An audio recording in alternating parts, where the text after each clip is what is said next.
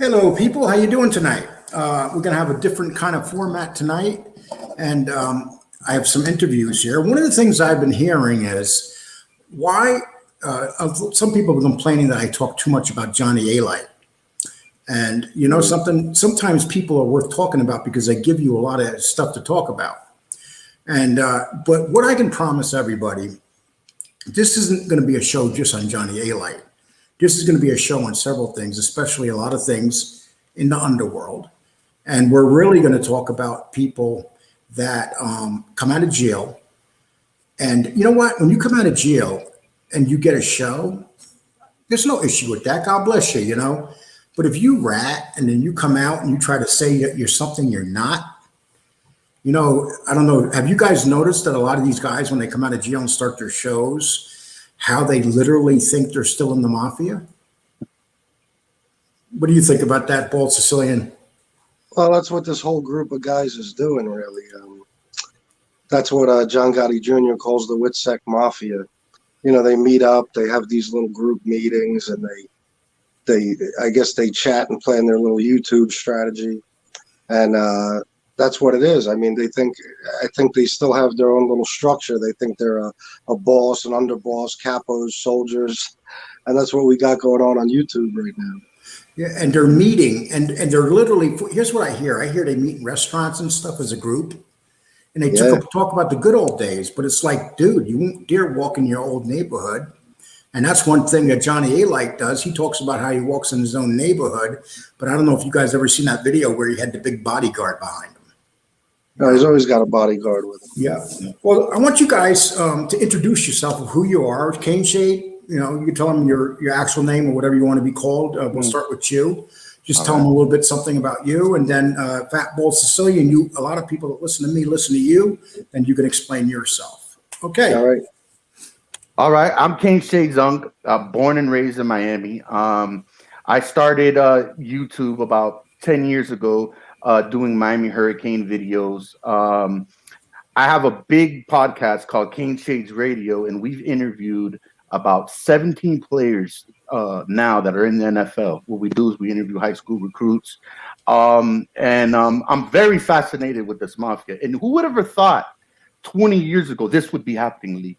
Like, this is crazy. This is mind-boggling that these informants are coming out and they're all hanging out. It's almost comical, like a soap opera. It's crazy. What do you think about that, Fat Bald Sicilian? Yeah, it's unbelievable. It's surreal. I never thought. I said to my wife the other day, "Do you ever think something like this would be happening?" And she said, "Of course not. No, it's this is why so many people are interested." And tell us something about you, Fat Bald Sicilian. Introduce yourself to everybody. Yeah, I was. My name is Chris, actually, but you know, I was born in Queens. I lived in Glendale as a kid. My brother started getting in some trouble, so my parents moved us out of there. I hooked up with the wrong crowd. I started making some bad decisions. I got involved with crime, with drugs. That lasted through most of my adult life. To the point now, you know, I got a beautiful daughter, two awesome stepsons, a beautiful wife, and I'm getting I got my life together now. I'm working and I'm doing this, and I'm 2 years clean and sober, and I couldn't be happier. Well, congrats, you know, and that's the most important thing. You know, that's one thing that as this station is we're going to do. We're going to talk to people who are clean, that have been clean and cleaned up their life, because it's such a difficult thing to do. You know, the failure rate is immense. But, you know, a lot of times it's because of the family that you have that helps you. You know, you guys know Jimmy Calandria and Calandra. I always get yelled at by people for saying his name wrong. And Jimmy basically said something really good to me one time. I always remember what Jimmy said to me. He says, my two kids, that's what everything means to him, is his two children. And, you know, you guys are younger than me, you know, and Caneshade has a little more hair than me, but me too. So guys, when we talk about John Alite, one of the things here is I get people saying to me, "Stop talking about him. Stop talking about him." Do you think he deserves for me to stop talking about him? Who do you want to answer that? You want to go, Fat? Yeah, you go, Caneshade. Man, I don't know. That this is the hot topic. I mean, he is a big fugazi. He's a fake, and if you don't know that, then I don't know what's wrong with you. I mean, it's crazy. Like as far as the YouTube audience, how some of these people are so blind. But hey, I say talk about it, expose them. If people don't know, let's enlighten people and let them know that this guy is a fucking fake. And you know what he did the other day? He brought out bots and stuff, and he attacked me. He's starting to attack me now. He's been attacking Angel like crazy, Angel Gotti like crazy. And this is what he does. I mean, and you know what? The people that want me to talk about him, all I can say is if you don't like it, then you're going to have to go somewhere else, because I'm going to talk about him until everything gets settled here. And from what I understand, there's something very big coming out very shortly that he's not going to like. And also a couple other people that are rats aren't going to like. You know, you can't go out here, first of all, making up lies about yourself and saying that you're something you are. And there's this thing called the Son of Sam laws. Do you guys understand what the Son of Sam laws are? Yes, you can't make money off of like on YouTube after anything. You can't make money off of victims, people you've hurt, correct? Yes, yeah, you know, and what a lot of these guys are doing is they're taking their money that they're making off YouTube and they're putting it in other family members' names. And so they're trying to get around the Son of Sam laws. So, you know, it's still, they're still being deceitful and stuff. And don't get me wrong, we never know why guys turn evidence. Sometimes they have reasons. They have good reasons to turn evidence. But there's some people that just don't. And, you know, if you murder a bunch of people and then you're on YouTube and you're bragging about it and laughing and smiling, it's really pathetic. I mean, what do you guys think about that when you see somebody who says, look, I killed 10 guys, and he's talking about what he did, and then on the other hand, he's saying, but I care about the children now. What do you think about people like that? You want to answer that? Yes. Yeah, if you don't mind me going. You know, it's a funny, there's two different kinds of guys that do that. You got somebody like Jimmy Calandra who comes on here. He did what he did. He cooperated. He owns why he did it. He tells his stories, but he doesn't glamorize anything. He ends every video by saying to the kids, you know, don't live the street life. Don't get involved with the mob. Don't do the types of things I did. Most of his stories, you know, he makes it clear that the ending, you know, it didn't turn out well for the people in that story. You know his story, and most of those guys, you know, ended up dead. It's a sad story. It's a sad story. It's just a very sad story about what happened to them. Yeah, and then you go with, you know, you got the Johnny Alites and his little crew of misfits. They talk about these stories like they're, like you said, like they're still living the life. They brag so much they can't have enough murders under their belt. They're adding murders. At least John Alites. You know, every time we hear him, he killed a few more people than the time before. And you can't glamorize it that way and hold your autographed baseball bats and describe all these things in detail and constantly try to convince people that the stories you're telling are true, and then tell the kids, you know, not to get involved. The problem with kids is they only see the glamorous part. And you know, it's like they can make money a lot easier by just, you know, now it's like to be a rat is like very easy to be a rat. And you could literally say to yourself, well, you know what? I work for this guy. I can kill a couple people. I could turn state evidence and I'll do 5 years in jail and then I'll be out. And they literally think like this. Yeah. Well, I feel that a rat is a rat, no matter what. No matter what, you change your line, fine. But it's pretty much a rat. If you're living that life and you cooperate on your friends, it's over with. You know what I mean? As far as the Calandra guy, you know, he's doing his thing. He's not glorifying it, but it is what it is. Ratted, you know. Maybe I was raised a little different, but a rat is a rat. So. And you know what? I was talking to somebody this morning, You know, the FBI and the government, they'll tell you about how everybody rats, but there's a lot of guys that don't rat. You never hear about those guys because they don't want to tell you about those guys that won't rat.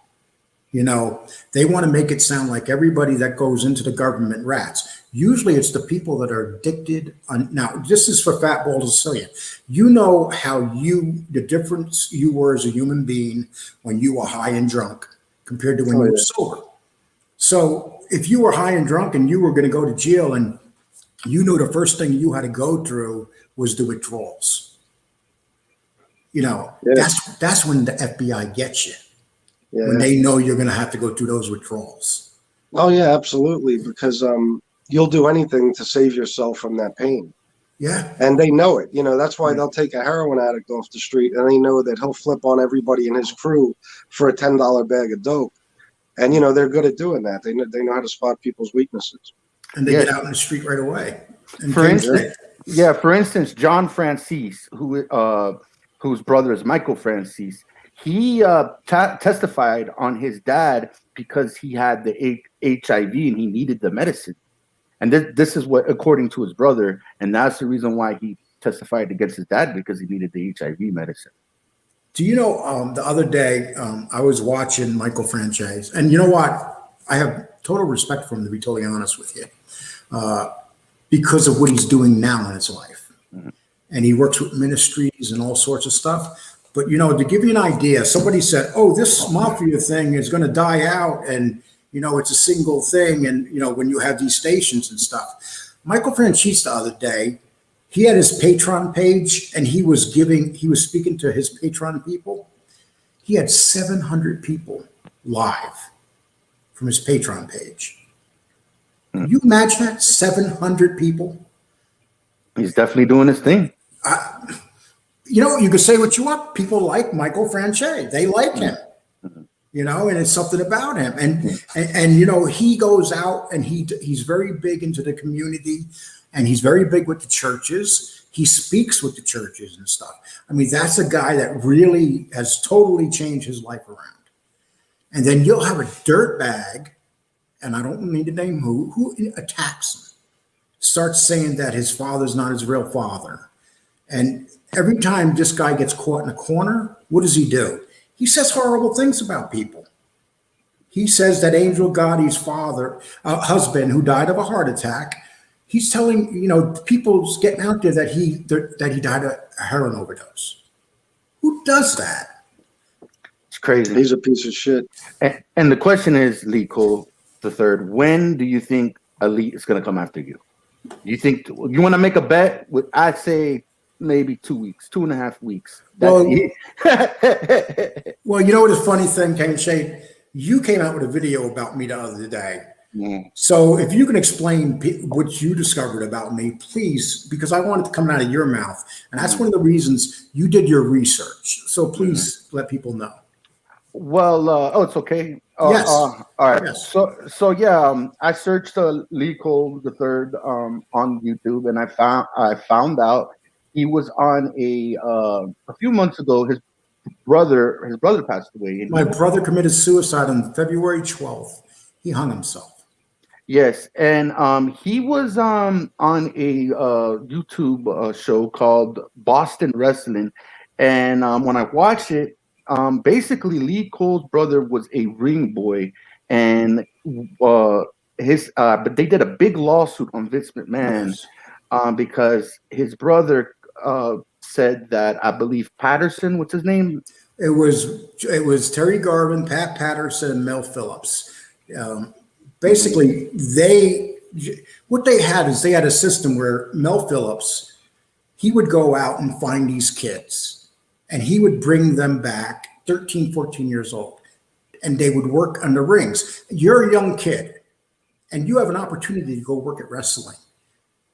So just picture, if you're a wrestler, Caneshade, you're a wrestling fan. If you're a kid and some guy came and said, hey, come help us set the ring crew up. Mm-hmm. Wouldn't that be like, wow, you're going to go. Yeah. And so what they did is they used that as a way to bait the boys in. And then there was Terry Garvin. And when they hit about 16 years of age, Terry Garvin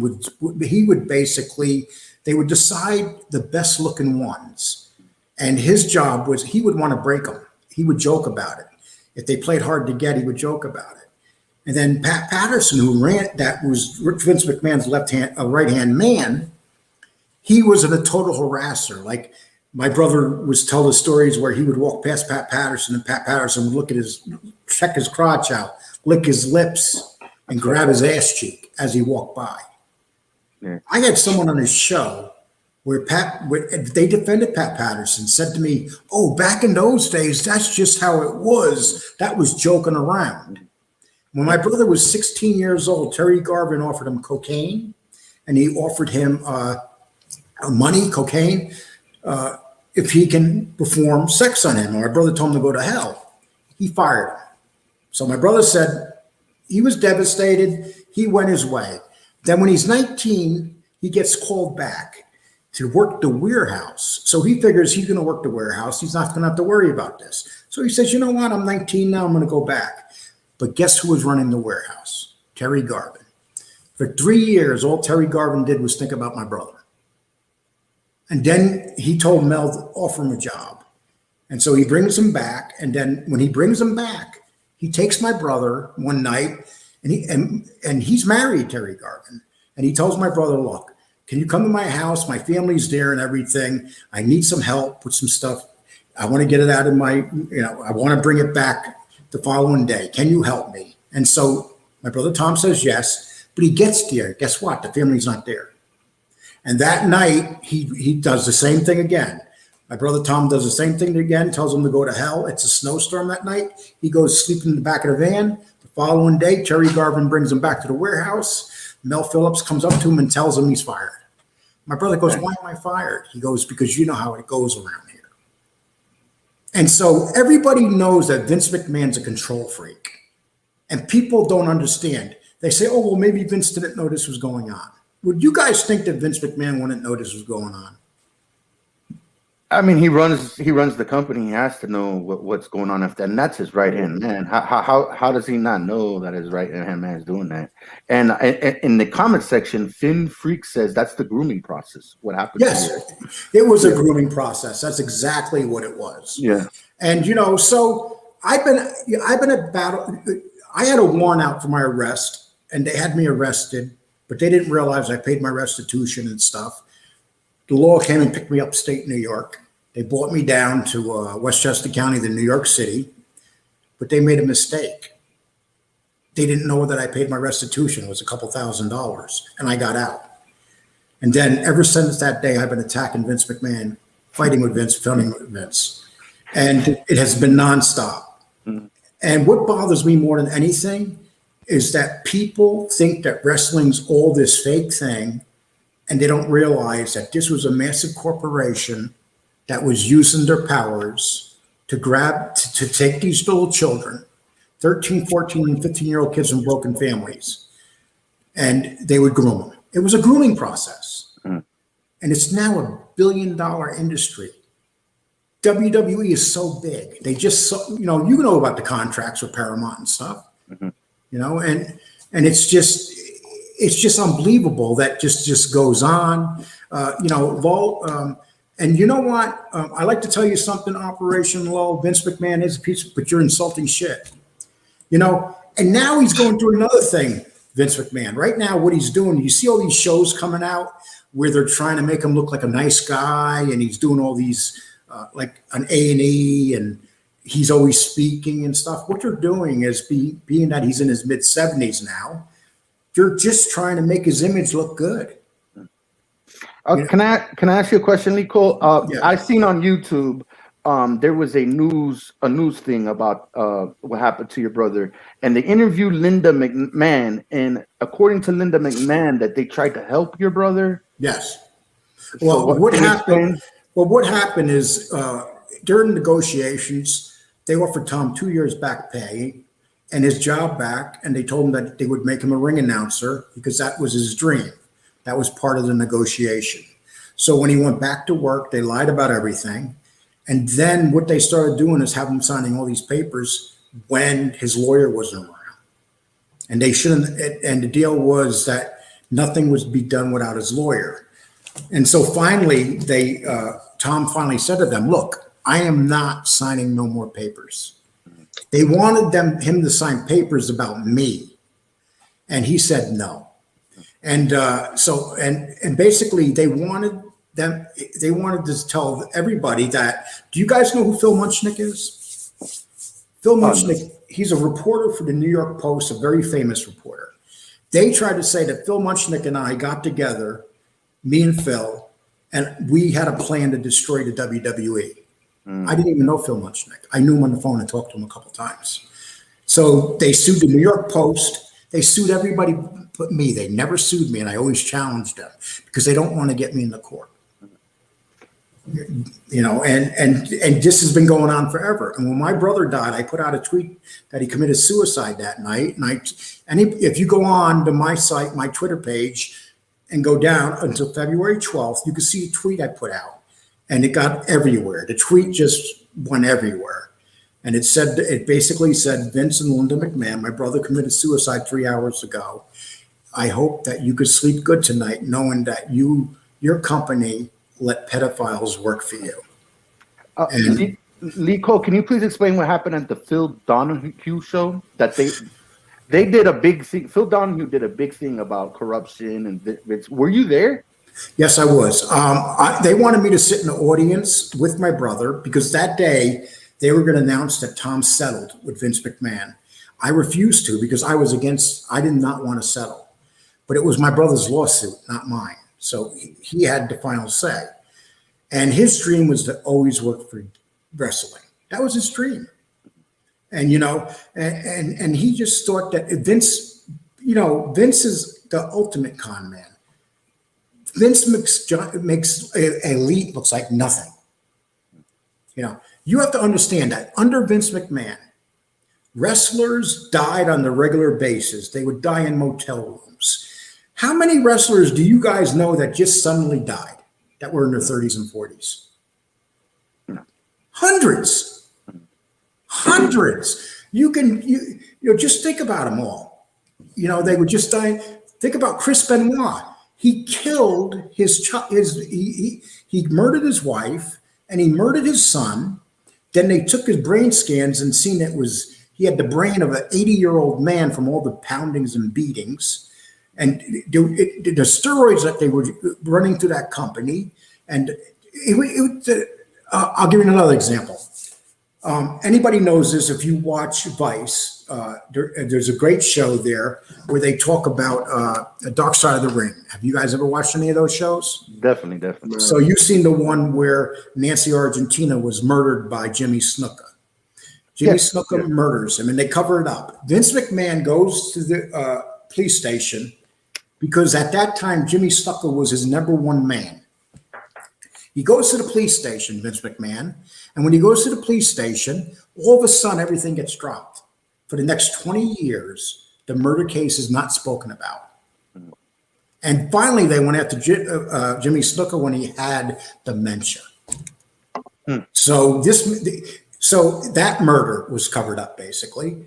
And then you have the guy that fell into the ring and died, Owen Hart. Owen Hart hated doing that stunt, but he was forced to do the stunt, and he fell to his death, and he was in his 30s. So he falls to his death. Another thing that Vince McMahon got away with.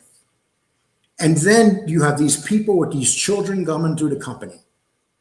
And another thing that Vince McMahon got away with. You can go on and on and on the things that man, if any other corporation in America had happened to them, what happened to the WWE and what was going on with inside that place, you know, then the FBI went after them on a steroid trial. They had a choice. They could do the steroid trial and go after them for the kid charges. The FBI decided to go after them for the steroid charges. I met Vince McMahon.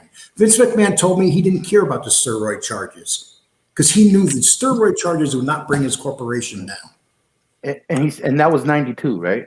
Yeah, 93, they started having a trial. And my brother testified before the grand jury several times. And every time he got back to the Titan Towers, they would call him. They weren't supposed to ask him about the grand juries, but they would bring him up into the office and start drilling him and asking him about. So, what did the grand jury say? What did the grand jury say? What did the grand jury say? And that's. And when I talk about this, I'm going to make this part of the show. That whole entire scandal. What I'm talking about right here is the tip of the iceberg. This is nothing. Yeah. This is minor stuff. There's so much stuff that happened. They literally flew my best friend to Titan Towers in Stamford, Connecticut, and they had my best friend turn on me. They bought, and so I already showed these tickets. My friend signed a confession. What they did, they always wanted to get me out of the way. So people say, Johnny Alite. Do you think if I deal with Vince McMahon that I have any fear of Johnny Alites? I was just about to say that. So this John Alite thing is like Candyland compared to what you went through with the whole Vince McMahon thing. Yeah, Vince McMahon is a ruthless man. He's a genius. He's an entertainment genius. You can't take that from him. And I spent 2 days in the office with Vince McMahon.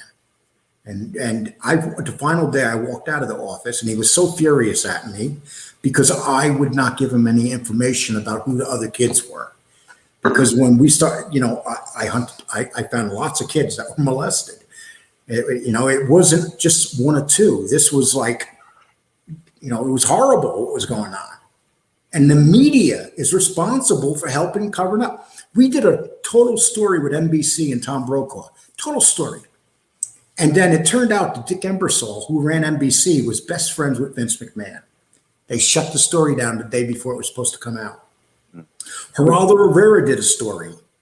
And then when Tom settled the lawsuit, they had Tom's lawyer file an injunction against Geraldo Rivera, and they shut it down.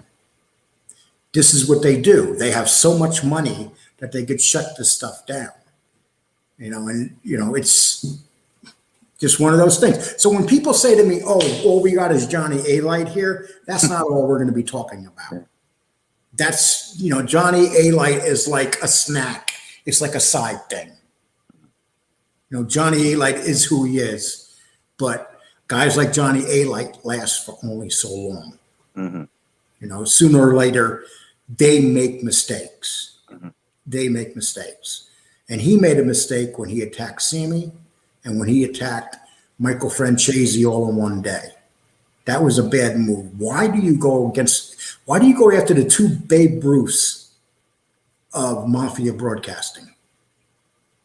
That's insane. And if you look I said on my video yesterday, I didn't mean to cut you off. No problem. I said on my video yesterday that Sammy might have been his last hope. Because Sammy could have co-signed for him and said, no, John Alite was really somebody. And, he could have backed him up. But now he burned that bridge too. So. Yeah, you know what it is? And I remember talking to somebody about this recently, and they know who they are. But that person told me that he actually thinks this will get him publicity. This is the wrong type of publicity. Whether you like Sammy or not, Sammy has a lot of power in this industry. He has 500,000 subscribers, which is 500,000. That's insane. So the only person that has more subscribers than him would be Michael Franchise. But Michael Franchise has a much bigger Patreon, which is, as you guys know, that's what it's all about. That's where the money's at.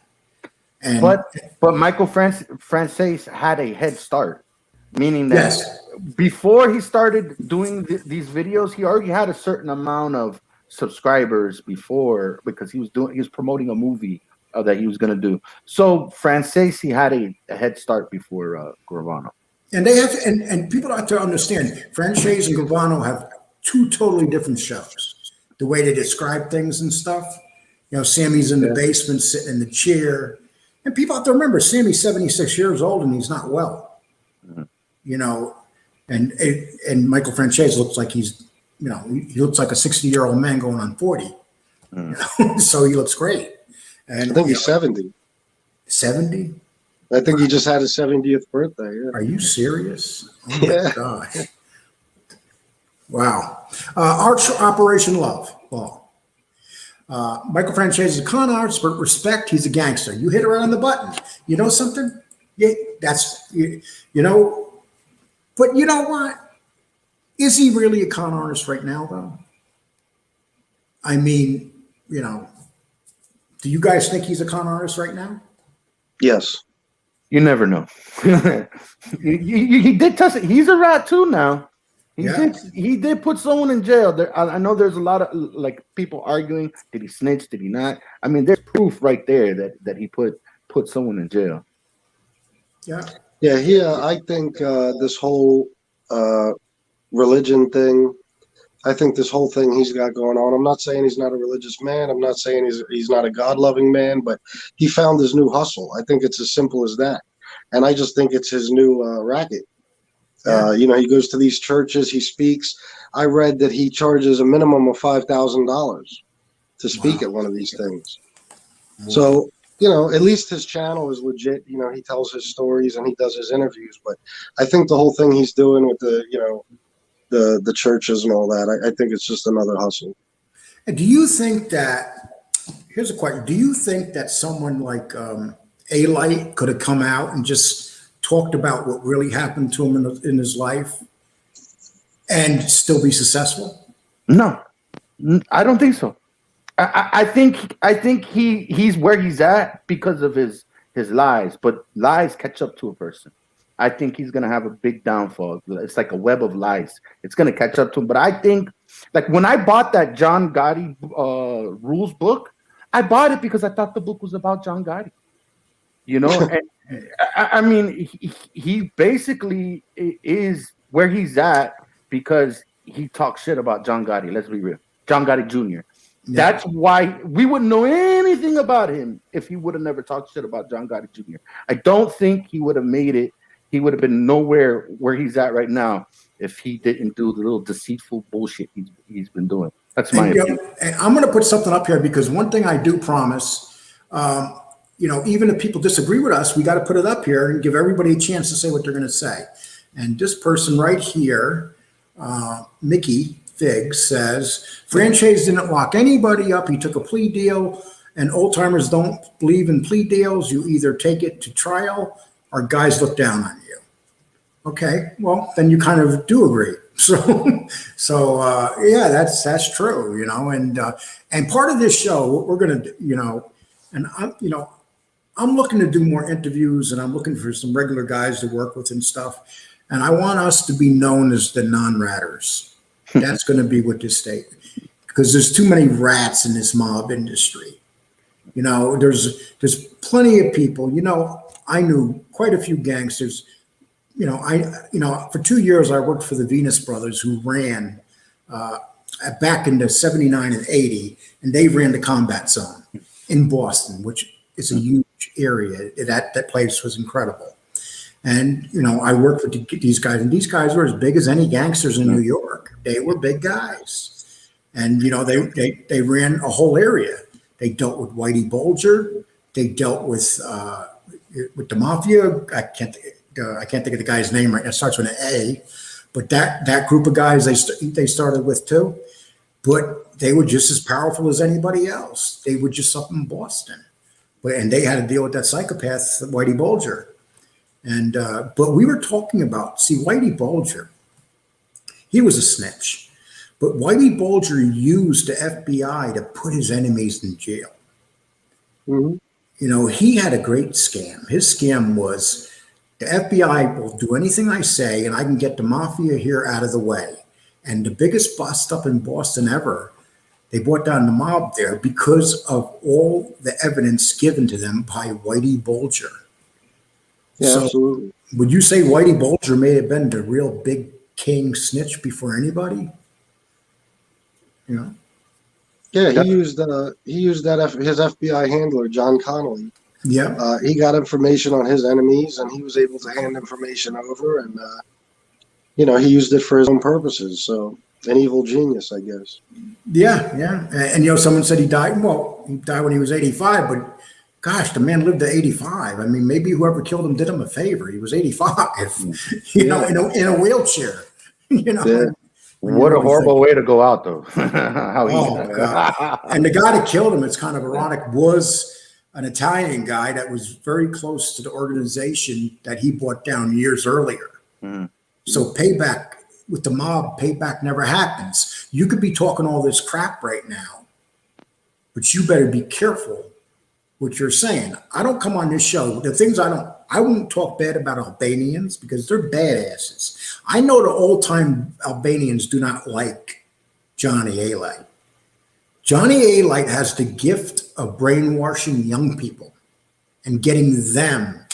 Who's that kid that was on his show and Judge said that he can't be doing shows no more? Gene Barillo. Yes. That whole thing is amazing, that story.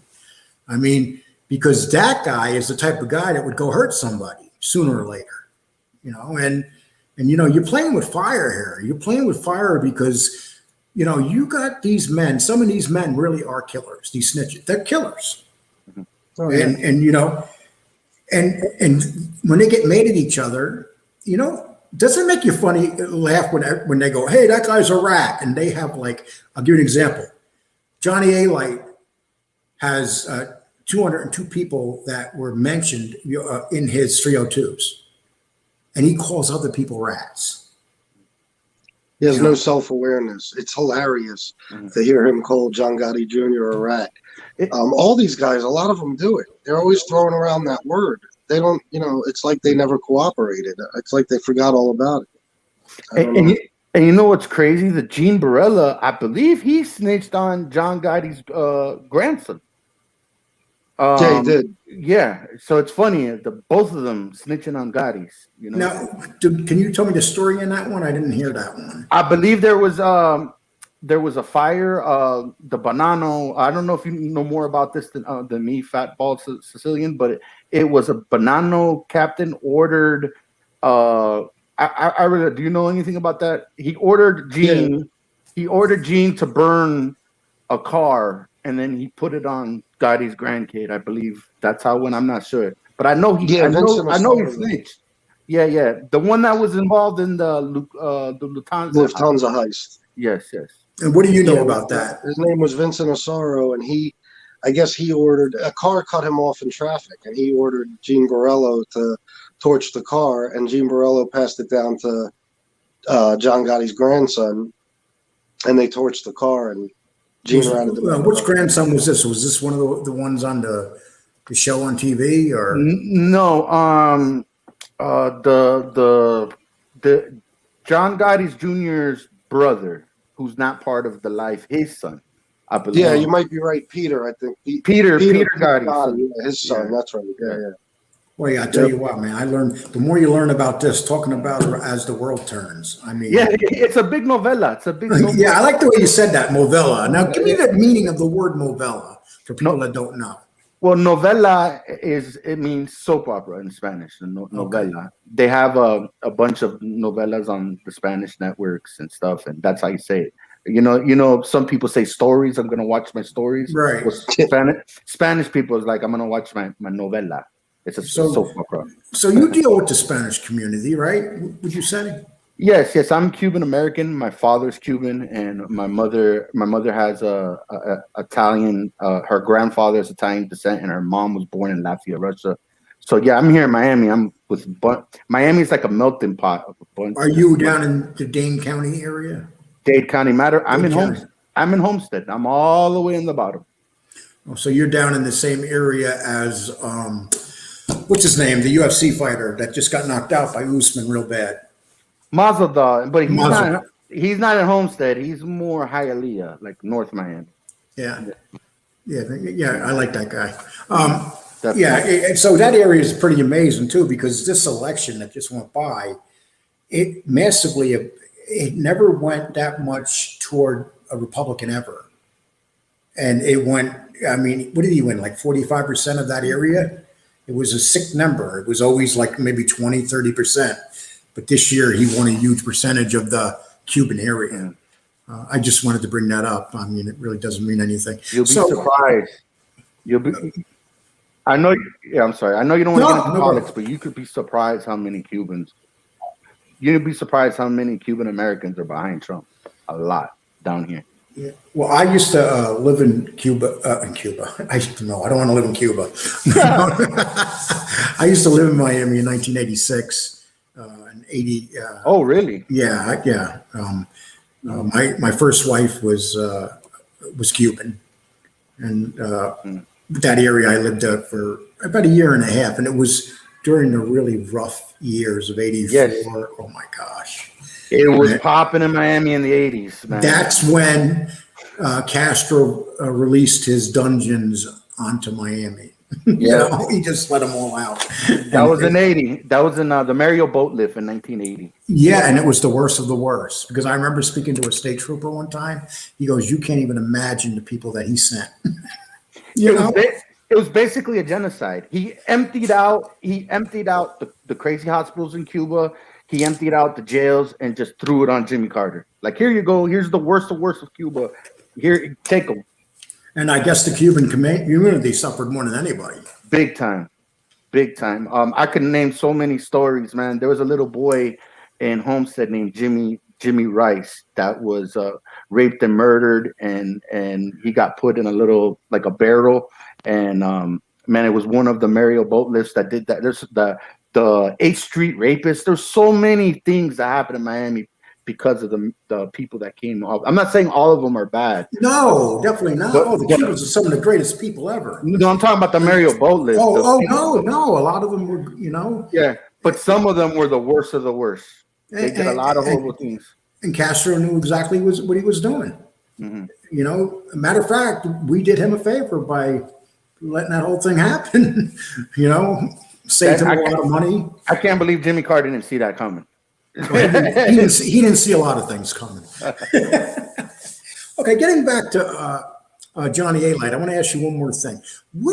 How much longer do you give him to be around doing this stuff?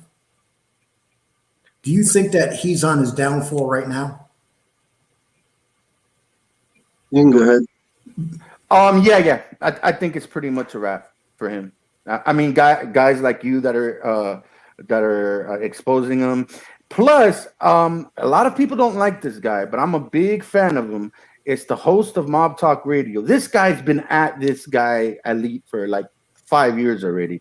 He's been at it with him. And shout out to Mob Talk Radio. I'm definitely a fan of them of his. So. And Fat Bald Sicilian, what do you think? Well, the problem is, and I'm seeing this in my comments every day, he really has these people convinced. I mean, he has a large number of people convinced of his stories, and they'll argue with you all day. Yes. No matter how much proof you provide them.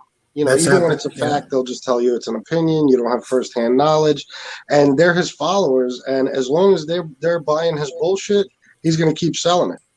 And I honestly don't think he's going anywhere. I think he's going to keep writing books. Is there anybody in the chat room Is there anybody in the chat room right now that agrees with that believes that he's unfairly being treated? I just like to get, if somebody believes that, just pop it up here and let us know, because I like to discuss with you why you feel that way. But you know what? I seem to get these notes during the show. I won't get many of them, but I don't know if you noticed this, Fat Bald Sicilian. After the show is when they seem that they put them in there. They start hitting the comments. That's what I noticed after the show. I'll get a bunch of them. Yeah, because none of them would want to actually debate because they can't win the debate. So, okay, this is Jesse Gaddy says a snitch will be around a long time. He only needs to con one wealthy follower to give something. And you're absolutely right, because here's what separates Johnny from the other people. If you have the money to start these shows, okay, here we are. We're just some regular old guys. We have a computer. We have nothing fancy, and we start our show. These guys have studios built for them, and they can go walking right into a studio. They have the right people out there to put their show out. and to hit the right words and all that, people that know this business, to get them all their people right away. They'll get them right off the bat. They'll get them 30,000 subscribers because they know how to do it. Well, I believe this Felix guy. Felix is the guy that Elite does a show, and then there's another guy named Felix. I believe that's his studio, and the Felix guy was doing YouTube stuff before he interviewed Johnny Alite. When Felix interviewed Johnny Alite, it almost seems like Johnny Alite took over Felix's studio. That's what it looked like. I'm just calling it how it is. Yeah, well, I didn't know that. That's what I like about this. You guys are telling me stuff I never knew, and that's the great thing about having guys getting together, because you learn more. Yeah. And I like the Fat Bald Sicilian. I like your style because you say that you did not really grow up in that area, but you knew enough people from that area. How would you say you really got involved with this?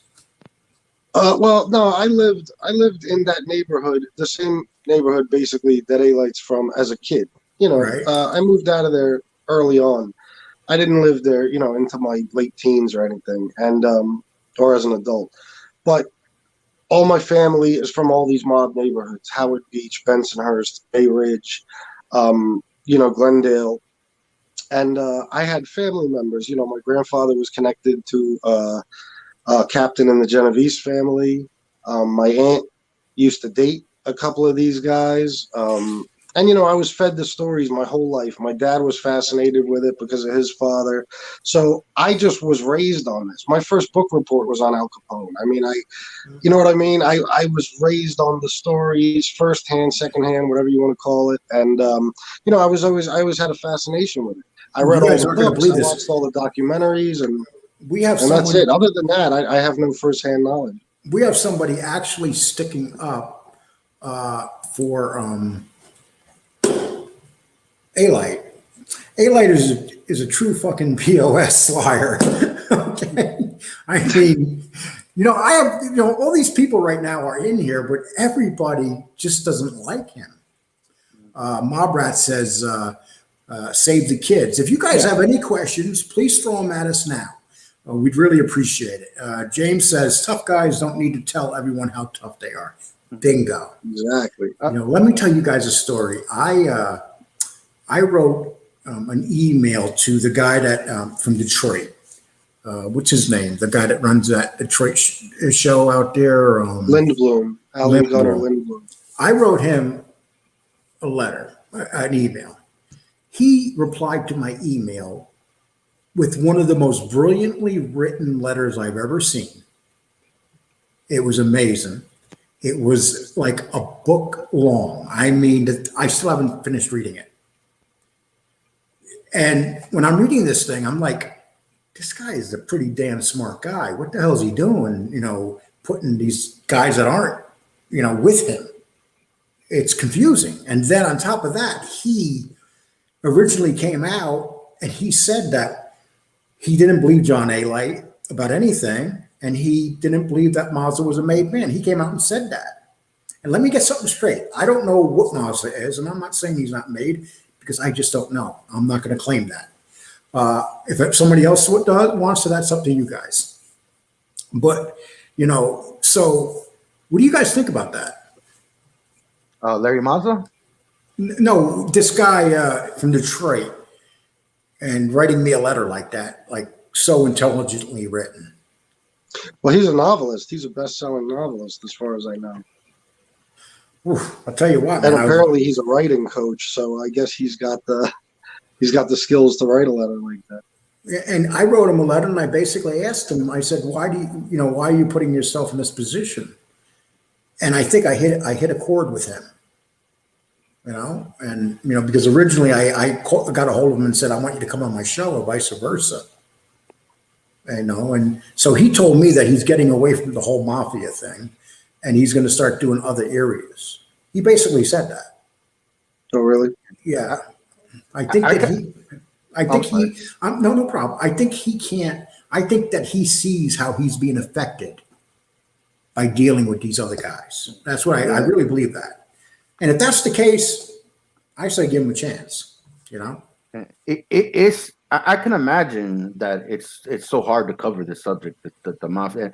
That's why shout out to Mob Talk Radio again. This guy has been doing this for so many years, and he doesn't deal with informants. He does his research, you know. And I don't know, when you're interviewing informants are liars. Majority of the time they lie. That's all they do is lie. So you're dealing with a bunch of liars, and it's hard to do something when you're dealing with, or especially write a book based on a liar. And gangsters are liars. Street hustlers are liars. Mm-hmm. Gangsters are liars because that's what you do. It's part of your job. You know, it's like, you know, and this I was talking to Jimmy about Calandra when he said to me that, you know, people think that, you know, it won't be your best friends that come and kill you. And the mob uses people's best friends to come kill them. And everybody, they have these friendships from kids. And we know who we're talking about. The gentleman that was killed, Jimmy told the story, but his best friend that was murdered. Paulie G. Yeah, and Paulie G was murdered by two of his best friends that he grew up with. Well, one of them was, and then the other one. And what turned Jimmy on to really not like an Alite is Alite took a picture down in Florida with the very guy that murdered his best friend. At the same time, Jimmy thought that Alite was his friend. So here he is saying to Jimmy, well, you're my friend, but I'm down here in Florida taking a picture with the guy that murdered your best friend. And that's what started that feud. You know, people don't, you know, and when you think about it, though, that's a scary thing. You know, you're in a business where your best friend's going to come take your life. Yeah. It's crazy. And, you know, you would never think it. Say, you know, we all say you guys have your best friend. You would never think your best friend would hurt you, right? No. But yet, but you guys pick a job to work in an industry that, you know, just look at the industry, the mafia industry. It is an industry, but eventually, you know, they're given an order to take you out because they can get close to you. Yeah. And if they don't listen, then they could lose their life. So it's like just the fact, it's a scary thing. You know, people glamorize this living, and there's nothing glamorous about it. It's a very the expression is, you know, your killer comes with a smile. Yeah. And it is like, that's another thing about the kids, you know, when you show them these movies and stuff, they only pay attention to the glamorous part. They don't pay attention to the ending of the movie and the way it ends up. You know what I mean? And that's how it is a lot of the time. Look at Jimmy's story. I mean, all of them turned against each other. You know, they wound up killing their leader. Yeah. And like Calandra said in that National Geographic documentary, he says, we're gangsters now. Like after his friends killed it, he says, what have we become? We're gangsters now. Shit. And that's what they try so hard to become. Mm-hmm. And you can't. And you know what? That's what you look up to. You know, I'm guilty of it, and I'm not sure how you guys feel about it. But when you're young, well, this right here is Lexi Johnson says, like everybody getting pissed at Hootie. Sure, he's a geek, but if you're gonna be doing shit with street guys, don't get shocked when they do street stuff when money is involved. We know what he's talking about there. Somebody had a GoFundMe account. I seen this story. It was hilarious. He had a GoFundMe account, and then they made one in England also. And it's like, you know, you have a show, and then all of a sudden you destroy your credibility by doing this. Yeah. You know, and when people put it up, I think it was it who was that guy that put it up? Mob Rat. That show. Mob Rat's Exposed. Yeah. I love that guy. That guy's a trip. Did you see him? Did you see him talk about that story about Hootie with the putting up that? He actually showed where he did the American GoFundMe page, and then he did one in England. I mean, and nobody knows who this guy is. Mm-hmm. He's a trip. He's a trip. The Mob Rat's Exposed with the little rat. But nobody knows who he is. That's the funny thing. Mm-hmm. Everybody's like, who is this guy? You know, so that's the big thing now. We have to see. You have to find out who is this guy. You know, It's crazy. Lee, can I shout out a couple buddies I see in the comment section? sure, man, go for it. Yeah. You can answer anything you want. Yeah. Shout out to D4 Sports, ACB Carter 45, and Slim Mosley. They're my buddies from the sports community, and they were saying what's up, and I didn't want to ignore them. Shout out to them that they're joining the show, watching. Okay. Right. And I just want to let you know, so I'm a huge sports fan. Unfortunately, I'm a Yankee fan at this moment. And that whole thing is so sad. And when they're going to fire that manager is beyond me. I cannot believe they would fire Billy Martin, but they won't fire this guy. You know, and he's just, the Yankees, they have such a horribly put together team. Would you say that? The Yankees, I don't follow the Yankees. I'm a Miami Marlins fan, but I don't really follow the Yankees like that. I'm more of a college football guy. Well, I wish that we had Derek Jeter up here. You know, Miami Marlins is actually a pretty good-looking team. They got some great young players. You know, we'll be all right in a few years. Yeah, well, they play to win. You know, and that's the key. I mean, the Yankees are just people making all that money. It's just, you know, really sad. Yeah. So, do you guys have anything coming up on your stations? Do you want to tell us something about your stations and what your plans are? And please tell people where to go if they want to subscribe to your stations. You can go Caneshade. Caneshade, I know you just started another station. Yes. So I had a YouTube station called Caneshade Zunk, and I had a buddy I mentioned about him a few minutes ago. His name's ACP Carter 45. He was close to having 1,000 subscribers on YouTube, and a YouTube snitch flagged his channel down. Like someone just snitched and went on YouTube and flagged his channel down. I felt so bad. What did he snitch about? Well, when you flag something on YouTube, it's snitching. You're basically, if you see something that you don't like and you press the flag and you're flagging something, it's basically snitching. You're reporting it to YouTube that you don't like something, whatever. Then YouTube checks to see what it is. Yes. Yeah. Yeah, and so they did that to my friend Carter, and I felt so bad. He's been on YouTube for close to 10 years, and his whole channel got taken away. So what I did was I was up to 1,200 subscribers, and I felt bad for the kid. I said, you know what? Go ahead. Here's my YouTube channel. That's you. I'll just do it again. So I started over again. I posted some of my old hurricane videos. What I do is I do hype videos. Like when Miami plays Virginia Tech, I'll do messages to Virginia Tech, and I'll do like a little show, and some of my videos gone viral. I did a Nebraska video that went viral. I was on Nebraska radio, but for now I'm at Caneshade Zunk. It's the same channel, and I dropped a video on this subject because I thought it was just crazy, and I don't know, maybe I'll do more videos about it. But if you would like to subscribe, go ahead, subscribe to Caneshade Zunk. It's right there on the screen. After the show's over with, just press that subscribe button, and I would appreciate it. And you know, just so how I really discovered you is you showed up on my show one day. Matter of fact, you were one of the very first people.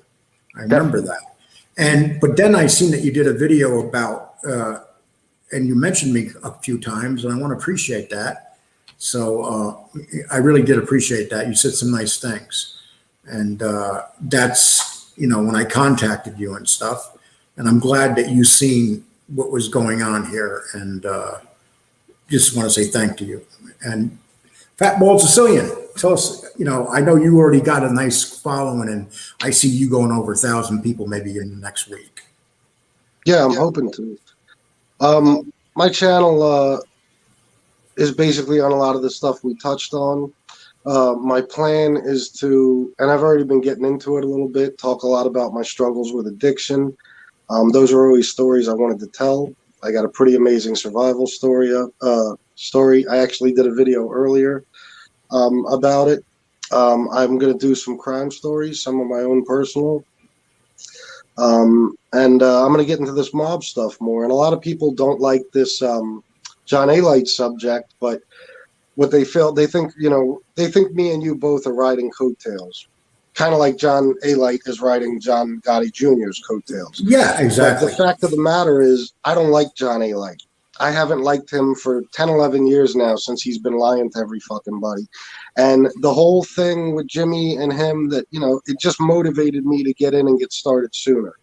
But, this is my own personal thing with John Alite that I won't expose him until the end of time. Yeah, and tonight, tonight we've had a show, and 90% of our show hasn't been about John Alite.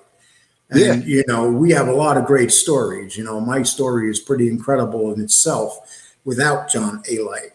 I'm not going to, the fact that John Alite, I never seen anybody that was so disliked before. I mean, oh, me neither. It's incredible. I mean, but the fact he is a very dirty pool player. I mean, he fights and back, but it's silly. And it's silly, that a guy that lives at home with his mother is acting like this. Does he really? Yeah, he lives with his mother. He better sell some more baseball bats, huh?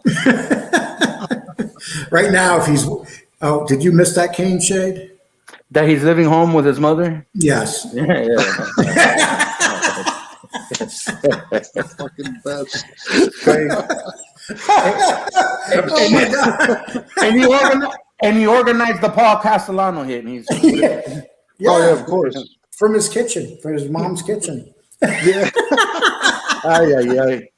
The more I learn about this guy, did you guys hear about the food card? The what? The food card. No. I didn't hear about the food card. Yeah. His the brother, food stamps. Yeah, his brother got mad at him and put his food stamp card out there. Ay. And that wasn't that long ago, right? No. So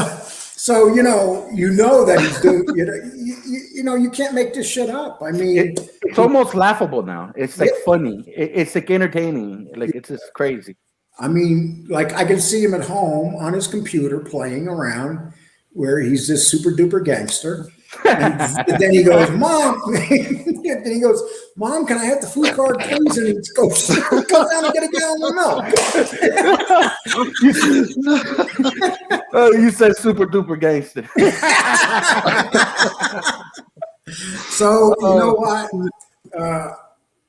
So actually, that will be his new name. Then I guess we can name him Super Duper Gangster. Super duper gangster. I like that. I like that a lot. So when you're bad, when him and his brother's getting along okay now. I guess that he gave him something, or his mother threatened to kick his brother out. But I don't know. I have no idea. So can you imagine though? You're insulting people and attacking people, and you're living at home with your mother. It's crazy.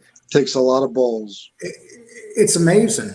And if when he finds out about what we're talking about tonight, we're going to be on his shit list. You know that, right? I was getting threats last night. I was getting threats that I'm going to get chopped up by Albanians in the Bronx. Yeah. I'm a newbie. I haven't gotten out one threat from Eli yet. Probably now. They're all coming now. I try to tell them though, the more they threaten me, the more shit I'm going to talk. They're just going to make it worse. So I'm lucky. I'm here in Texas. They can come here, but I'm going to tell you what. If they come here, they ain't leaving. I guarantee you that. Yeah, and I know better than to mess with the Albanians. And I'll tell you, I know that he went to a club and got beat up by an Albanian because the guy didn't want him. You got to remember, this is a guy that changed his name to look Italian, to sound Italian. He had Johnny everybody. Yes, he had all his friends convinced he was Italian. And now he is but in that community too, with these other communities, he's good making the young people look up to him. And that's what it is, because I know somebody that got hit with a bunch of bots from Albania. So we live in a bot world now. This is like a whole different thing. I'm glad they don't have bots that can do hits. I'm talking about physical hits. Because, we could be talking to each other and John would be sitting in his mother's kitchen. Get a little robot. I can hear his mother right now. John, put that computer away. Oh, man. Oh, Okay, shit. listen, I want to keep that on the download, okay? No one's to know about that. No, it's just between us. Yeah, it's just Yeah. between us about him living at home with mom. No one can know that, okay? Okay, all right. Okay, I need your words, guys. All right, we ain't gonna Oh, say yeah. nothing. Okay, and guys in the chat room, same thing. We can't get this shit out there, So, being that there's 126 people watching and we're up to 160 before, Wow. when I had Jimmy on last Saturday, we had 420 watching. And let me tell you, yeah, when you have 130 people watching right now, and this is a live, when you put out videos and you put them out, it's hard to determine them without live audiences. Yeah. Because a live audience ain't going to come watch your show if they don't like you. And if you can get, anytime you get over 100 live people, that's pretty good, and good. there's a reason that people keep coming back. I'm doing 100, 120 live people during the week. And I believe, and I would tell any YouTuber this, don't do your videos live. And the reason I say this is because it feels the people like that better, because when I mess up, and I mess up all the time, they'll tell me something I said wrong, a fact, and I get facts wrong all the time, and they'll correct me, and then I'll come on the next show and I'll talk about the mistake I made. So, the real reason I'm just too lazy to edit. So, I don't, and Caneshade, you sent me that new beginning. I really liked it. Okay. I'm going to definitely use that. I had a different beginning I made, and I got the music from YouTube, free music, and then they said that it wasn't free, and so they said I couldn't use it. Oh, okay. Yeah, you got to be careful what the music you put on, because you get like a copyright strike. And you know what I noticed? Using WWE clips, like when I used to edit videos, I used to put like WWE, like Randy Savage. WWE will take your thing down real fast if you use their clips. They ain't fucking around. No. You can't use their clips. Okay, listen, someone just had, this is a good one. Alight was the inspiration for Spider and Goodfellas. You guys remember Spider and Goodfellas? Yeah. Okay, we're gonna go through some of these before we leave tonight. Amano says, "Ma, where's my sunglasses?" I See seen where I'm in the house, Johnny. I see something. Where can I borrow the car or something? I didn't say like where he lives at home with his mom just now. And he says, Lee is from the Leach crime family. Oh, Johnny boy. Oh, hey, listen, these are the people I like. And I always promise them whenever they come in and insult me, I'm going to show them up there. You know what the most pathetic thing is? That you don't have the balls to use. See, people know who I am. I have the balls to use my face, my name, and talk. So Johnny boy, do you? Or are you just going to do Johnny boy? Maybe Johnny boy is actually Johnny himself. I wouldn't be surprised, because this is his style. But this shit don't faze me. I think it's funny. Oh yeah. Okay. Ultra Testosterone told him Lee Cole exposed him for living at his mom's place. So people have already told. Okay, listen, it's always been known. I just found out today. Okay? Oh, you did? Yeah. I was like, what the, are you kidding me? No, I'm not making it up. I just found out today. Oh, I believe you. I'm pissed. My mother won't let me live with her. Shit, when I was 14, she threw me out. I was living in the goddamn streets. Can you imagine when John used to go see John Jr. and he would go, Mom, I'm going to hang out with John Jr. I'll be back at 8. That's why he was at the Raven night, because he couldn't go back. Like he was going to get in trouble, or he needed to spend the night at a friend's house or some crazy. Yeah, he says, Mom, I got to go hit somebody with a fucking baseball bat. I'm going to go bat, as he says, I'm going to go bat somebody. Yeah, I'm going to baseball bat him. You know what's crazy about the Raven night footage, real quick? It looked like John Gotti Jr. was babysitting A-Light in that footage. It looked almost like he was just babysitting him. I can tell you exactly what happened there. It's exactly what John Jr. said. He told him to meet him there because he was coming in from Jersey, And he didn't, John said, well, you know what? Meet me here. You don't have to drive all the way to Jersey. And that's what John Jr. said. Okay, this one says, he got her signed back for Mother's Day.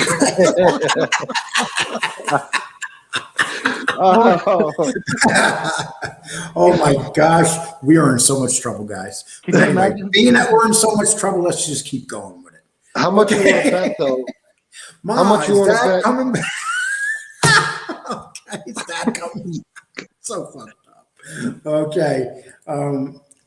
Ma, did you buy cereal?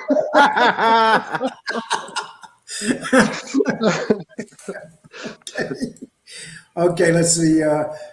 Johnny Alites, founder of Old Spice. Okay, you guys are right. Okay, Ma, did you make my bed? Cinder says, "Oh my God, these comments. They're crazy." Okay. I love the comments. Don't be talking about this show for a long time. Oh yeah. Right now, Johnny's at home and he's looking at his mother, going, "I want them dead, dead." All of them. Within the next few days, he'll make a video trying to show us his house and prove that he doesn't live with his mother. I guarantee it. Yeah, you know what? He'll go to a friend's house and says, "Can I stay here?" Well, I don't know. He's going to have a hard time finding a friend. But if he does find a friend, he'll find a friend, or he'll just meet somebody in the street and say, "Look, I'll give you $500 if I could say I could film your house and say I live there." Okay. Okay. Ma, did you wash my drawers?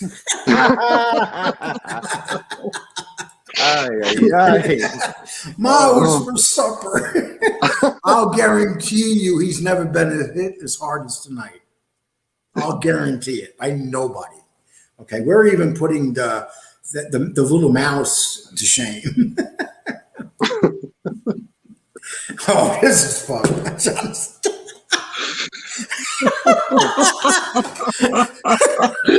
Oh man, John A likes mom, gives him bubble baths. Hey, listen, could you imagine if Junior was watching the show right now? Oh man, oh, he's cracking up. Oh, he's on the floor rolling around. Yeah. He should I pay think us. especially the part where he goes, "Mom, I want him dead." Dead. oh man, baseball Johnny.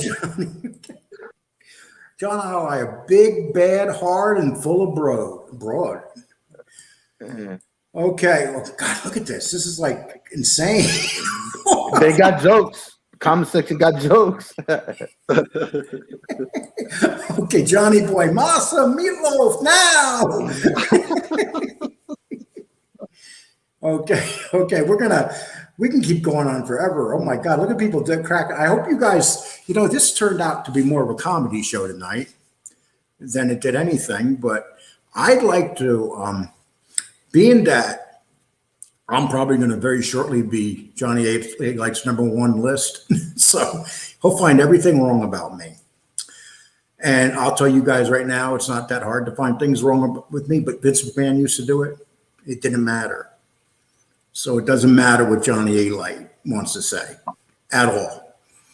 And we will get away from Johnny Alites. We'll talk about more serious stuff. And, I want to, I just want to say, let's read a few more comments because I don't want to miss any more good mom jokes before I leave. No. Oh, this is messed up, this one. Ma, can you drive me to steak?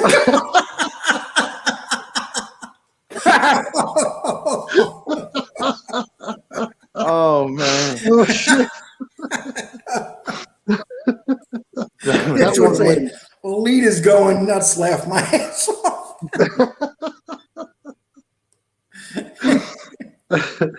Okay, let's see right here. It's John Alites, Forrest Gump, and Gianni Russo need to open up nightclub with TK Kirkland. It's going to be called I Was There, Fuck Off. It's funny he says that because Forrest Gump, if you watch the movie, Forrest Gump was everywhere. Johnny Russo, the guy from Godfather, he says he's everywhere. TK Kirkland, who's a comedian, says he's everywhere. So, yes. How about this one? Ma, can you drive me to Castellano's house?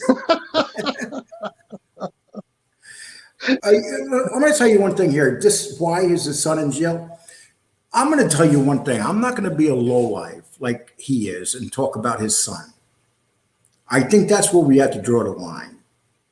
I won't disrespect anyone's kids. Yeah, that's his child, and I don't know what he's in jail for, but I only wish the kid the best. And I really, it's just a sad thing. As we all know, jail is no fun, and it's a horrible thing. So I just want to let people know one thing I can promise you is I'm not going to ever crack on his family. Him and his brother, maybe that's it. Okay.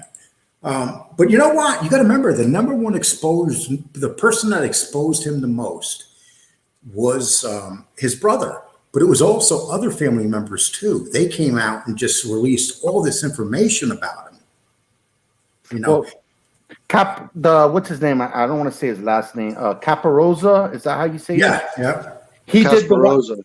I'm gonna tell you the two main besides his family that exposed him was I can't say it again. Caparosa. Chris Casparosa.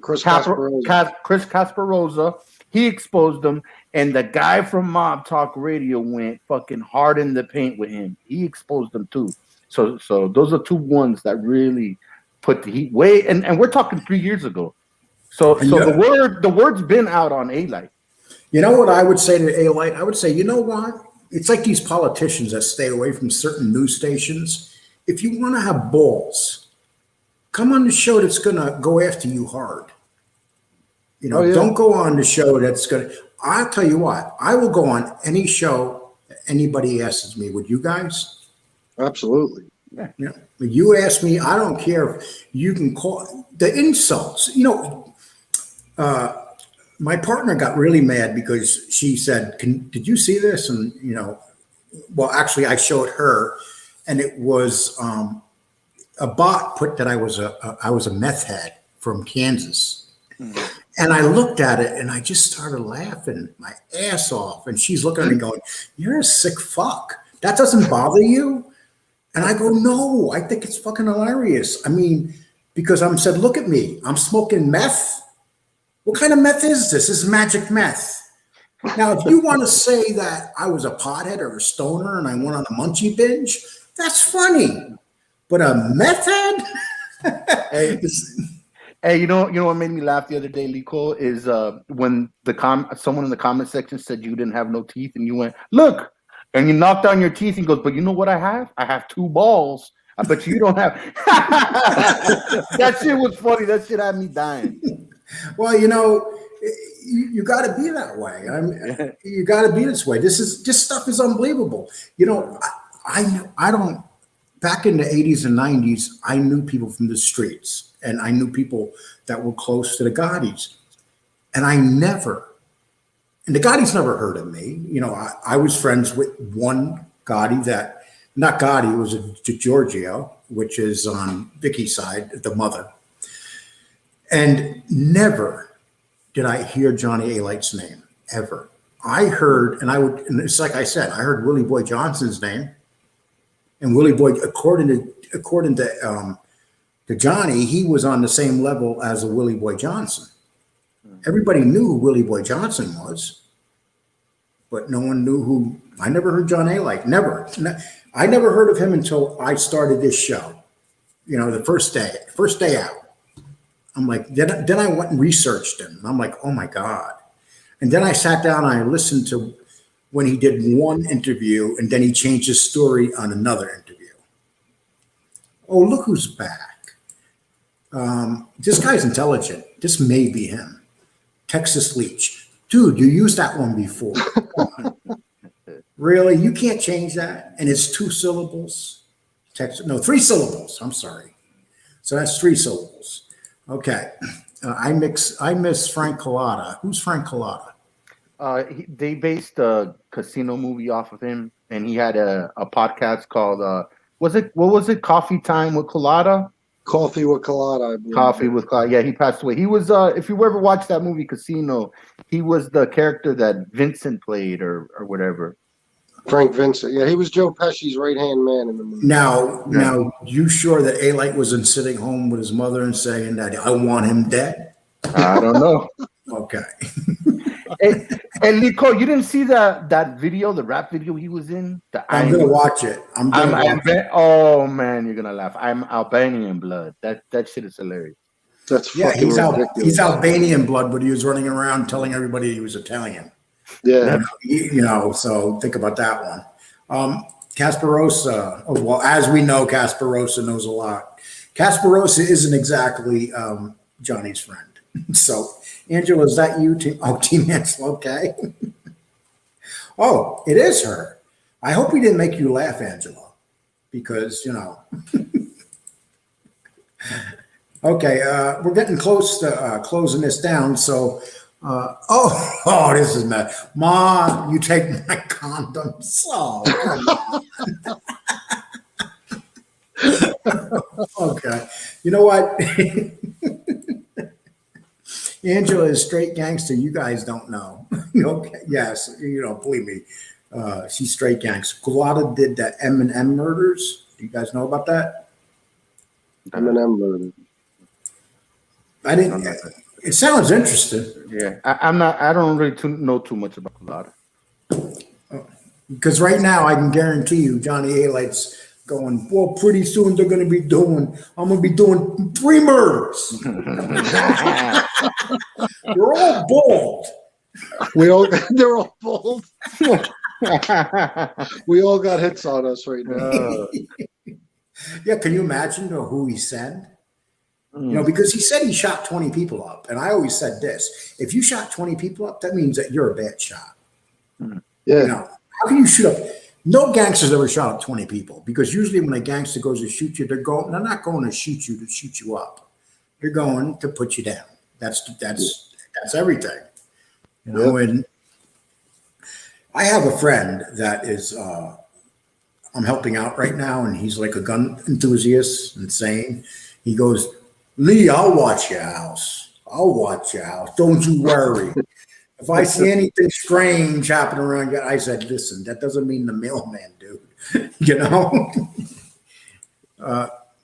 Okay, so we got one more. We'll do David Head, Coladas from Chicago. He was around the outfit with Tony Spiltra. Okay, and as we know who Tony is, I mean, that was a fantastic movie. But I'll tell you what, man, what a horrible death he had. Oh, yeah. You really think about it. That was brutal. That was A-Light. A-Light did that.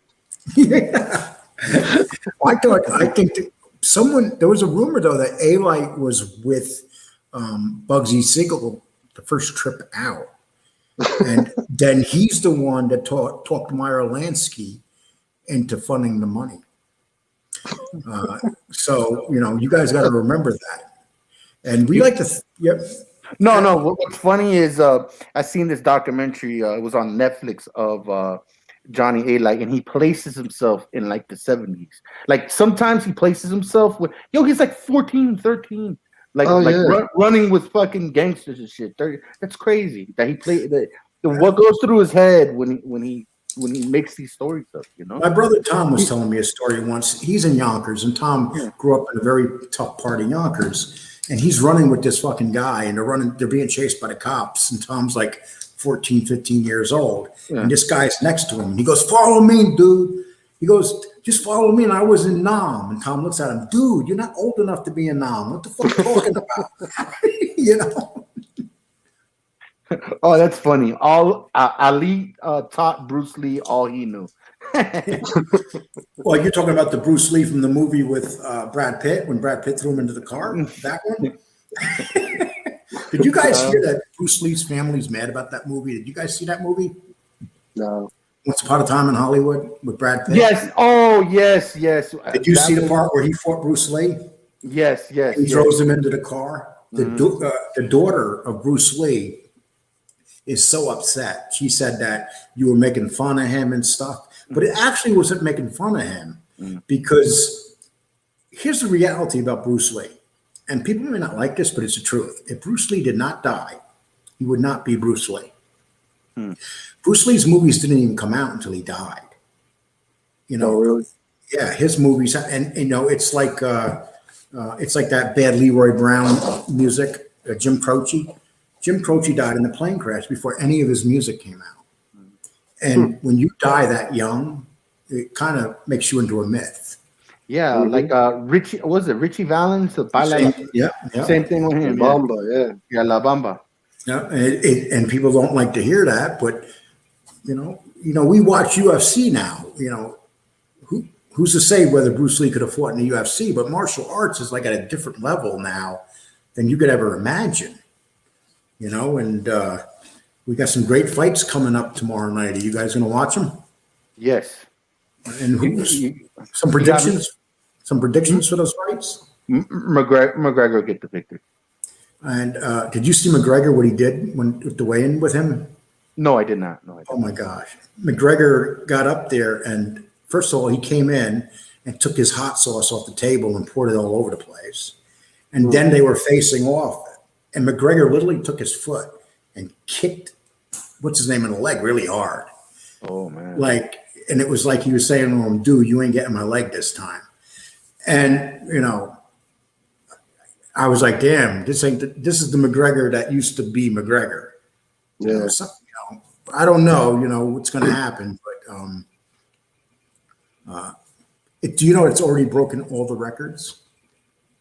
Oh, really? Yeah, it's going to be the number one watched, number one bought fight of all time for UFC. Oh, crazy. So the guy still, even though the guy hasn't won a fight in 3 years, he still has drawing power. It's crazy. That's what it comes down to. Okay, so right here we have, hi, I am Johnny Alite. I am Albanian, but I identify as Italian. Okay, this one says, Bruce Lee was actually not a real fighter. He was only 135 pounds, for God's sake. I don't care how mad someone that small gets, but they're not going to hurt a 200-pound man. That's true. When I used to lift weights when I was a young guy, and I actually had a fight with a professional boxer and used to box at featherweight, and he had a really good record, but it was such an easy fight because of size. Size means everything. Let's face it. It's Bruce Lee was literally a Hollywood creation. The only 2 street fights that were documented was the ones he lost, including the one in the movie with Brad Pitt. What are we going to say? Okay, so we're going to go from Johnny Alite to Bruce Lee. So we're gonna have Bruce Lee's daughter. No, don't do that. Don't do that. Don't do that with Bruce Lee. Bruce Lee influenced a lot of martial arts. Matter of fact, UFC, the whole style, Jeet Kune Do, that Bruce Lee, the karate style, that that's based on mixed martial arts. So Bruce Lee's all right now. That's not. Oh yeah. Now I don't know if this is the threat or they really mean it. How's Texas, Lee? Oh, he's letting you know he knows where you're at. Mind someone else's business. Lake Avenue, Yonkers. That's where my brother Tommy grew up. Lake Avenues. Once at Warren. I don't know if you know Warren and Lake, but that's where Tommy quit. I agree with this. McGregor is a quitter, but you know what? He figures when he's going to lose a fight, he's just tapping. I liked when Khabib called him Tapper. or the chicken, let's face it, Khabib, man, that guy was a beast. Oh yeah. We'll never know. I mean, I kind of wish that he hung around because the guy was just, it seemed like nobody was even near him.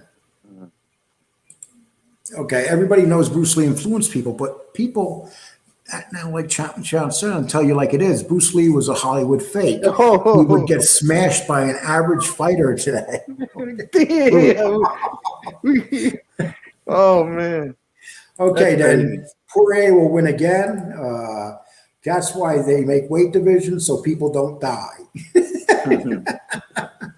That's true. Okay, we'll go. Now you guys are outside your sleeves with Bruce Lee negativity. He was the real deal. Research or ask Chuck Norris or the many U.S. champs who sparred and trained with him. Carlos Munoz. No, we're not making fun of Bruce Lee. Bruce Lee, we're joking a little bit, but the reality is Bruce Lee is a legend. Definitely. No one's going to remember me when I die, but they'll remember Bruce Lee. That's the reality of it. And please don't take it the wrong way. No, nobody's knocking Bruce Lee. Bruce Lee was a legend. You know, We could do a whole show about Bruce Lee. A thing with his son.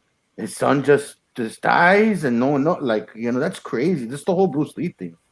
oh yeah, Just on the deaths, how they died. It's just crazy. Just Bruce Lee goes to sleep, doesn't wake up. The son gets shot in a movie with and someone puts real bullets in the revolver, and he just instead of blanks. It's crazy. This whole.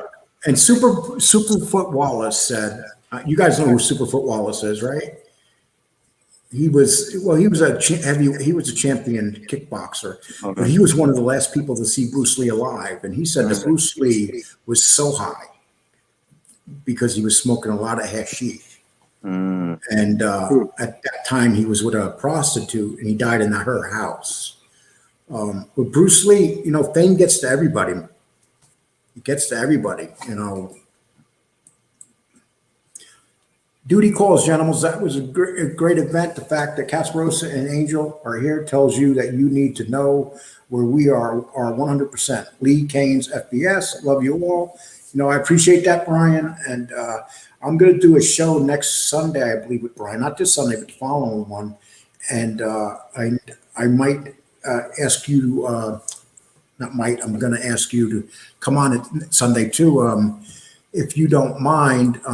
Because Fat Bald Sicilian, because it's going to be about drug addiction and alcohol and what it does to people and the truth behind it and the things that we do to our family and we don't care about when we. I'm an expert on that subject.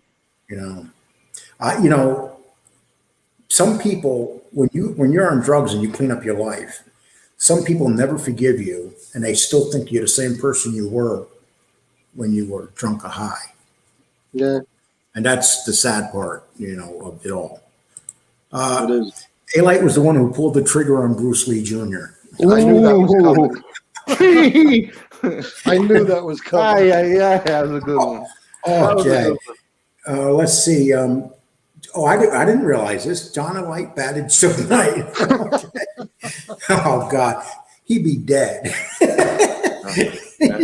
I bet you the Tupac one's coming pretty soon. Watch. Angel once wrote, Alite once wrote on Facebook that he took a helicopter with Trump. Shake my head. Okay. Wow. We gotta get some Angel more. Save the children, A-Rat. Okay. We had, something. I never thought this was going to turn in tonight to bash an innocent man named Johnny A-Rat. Yeah. Okay. Oh, I see more threats. Let's see. Texas. So I guess there's like a black SUV coming down the highway this way, right? And then there'll be a story about an SUV that just disappeared off the face of the earth. Okay, Casper, we got to read these because they know more than anybody. No, it was his fake psychic who said he was with Trump. Okay. Michael Francesi handled this nonsense well last night on his first live YouTube. Did he talk about it, Jay? I don't know. I'd be kind of surprised if he did. It was a MAGA hat he had on, but he thought it was Trump sitting on his head. Okay. We're going to end it on that. Carlos always has good comments. I love Carlos in my comment section. Oh, every time I want to end this, someone comes up, Ma, can you do my laundry? I got to sweep out the rave tonight.